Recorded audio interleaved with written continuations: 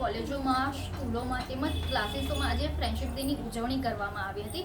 Friendship ડેના દિવસે દોસ્તીના સંબંધને યાદ કરીને, પોતાની મિત્રતાને યાદ કરીને આજે આ ફ્રેન્ડશિપ ડેની ઉજવણી કરવામાં આવતી હોય છે. મહત્વની વાત એ છે કે જે પહેલાં કૃષ્ણ ભગવાન અને સુદામાની દોસ્તીના લોકો ઉદાહરણ આપતા હતા, પરંતુ આજનું ઝેન ઝી જે છે તે દોસ્તીને કઈ રીતે જોઈ છે અને દોસ્તીને લઈને તેઓ આજે કઈ રીતે ઉજવણી કરી રહ્યા છે આ દિવસની, તે બાબતે આપણે જાણીએ. જી, આપનું નામ અને કઈ રીતે આજે ઉજવણી? મારું નામ રાણા પ્રિયંકા છે.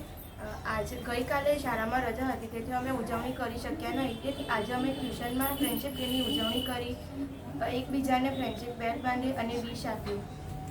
દોસ્તીનો શું મતલબ? દોસ્તી એટલે એવો સંબંધ કે જેને ભગવાન લોહીના સંબંધમાં નહીં, પરંતુ મિત્ર બનાવીને તેને દિલથી મિત્ર માની લઈએ, એટલે દોસ્તી.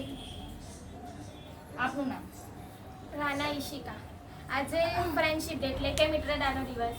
એટલે આપણા જીવનમાં એક એવો મિત્ર હોવો જોઈએ જે હંમેશા આપણો સાથ આપે. આપણે કોઈ પણ સંકોચ વગર તેને આપણા મનની વાતો કહી શકીએ અને તે આપણા પ્રોબ્લેમનું સોલ્યુશન પણ આપે. આપણા બધા મિત્રો એવા શોધવા જોઈએ જે આપણા સુખ દુઃખ બધામાં સાથે હોય, અને એમાં સૌથી ઇમ્પોર્ટન્ટ મિત્ર છે આપણા સ્કૂલના ફ્રેન્ડ્સ.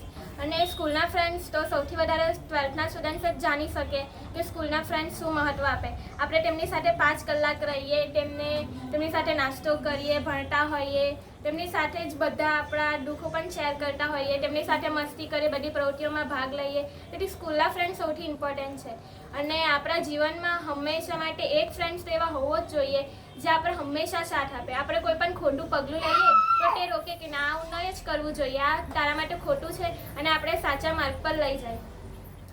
જી, જે પ્રકારે આપણી સાથે બીજા કેટલાક જે છોકરાઓ પણ છે, તેઓ જે અત્યારે દોસ્તીને લઈને શું કહી રહ્યા છે અને ફ્રેન્ડશિપ ડેની આજે તેઓએ કઈ રીતે ઉજવણી કરી તે બાબતે જાણીએ. ના, મારું નામ ખેર પ્રથમ છે અને આજે હું કહેવા માંગુ છું, સુખમાં તો બધા સાથ હોય છે, પણ દુઃખમાં જે સાથ હોય છે તેને સાચો મિત્ર કહેવામાં આવે છે. મિત્રતા એક એવો સંબંધ છે કે જે લોહીથી નહીં પરંતુ વિશ્વાસથી બનાવવામાં આવે છે.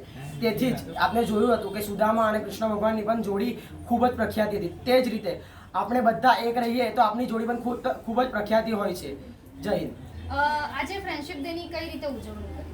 આજે ફ્રેન્ડશિપ ડેની ઉજવણી એટલે એવી રીતે કરી છે કે આપણે જો મિત્ર હતા તેમને એકબીજા સાથે આપણે ફ્રેન્ડશિપ ડેનો ફ્રેન્ડશિપ બેલ્ટ બાંધ્યું છે વગેરે. દોસ્તીને લઈને આજે કઈ રીતે મિત્ર કેવી રીતે સાથે હોવો જોઈએ? દોસ્તીને લઈને એટલે તમને હમણાં જાણ્યું હશે કે કેટલા લોકો આત્મહત્યા કરે છે, એવું બધું કરે છે. તેથી જો એને સાચો મિત્ર મળ્યો હોય તો તે પગલું નહીં ભરે.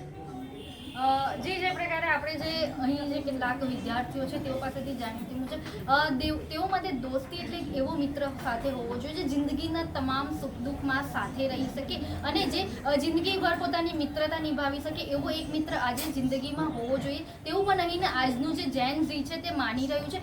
મહત્વની વાત એ છે કે હાલ અત્યારે ઝેન ઝી જે અલગ અલગ જે મોજ શોખમાં માનતું હોય છે, પરંતુ આજે પણ કેટલાક એવા જે વિદ્યાર્થીઓ જે છે જે આજે પણ દોસ્તીને લાગણીના સંબંધથી બાંધીને આજે પણ ટકાવી રાખ્યા છે. કેમેરા પર્સન સાથે રશ્મિ રાણા, રફતાર.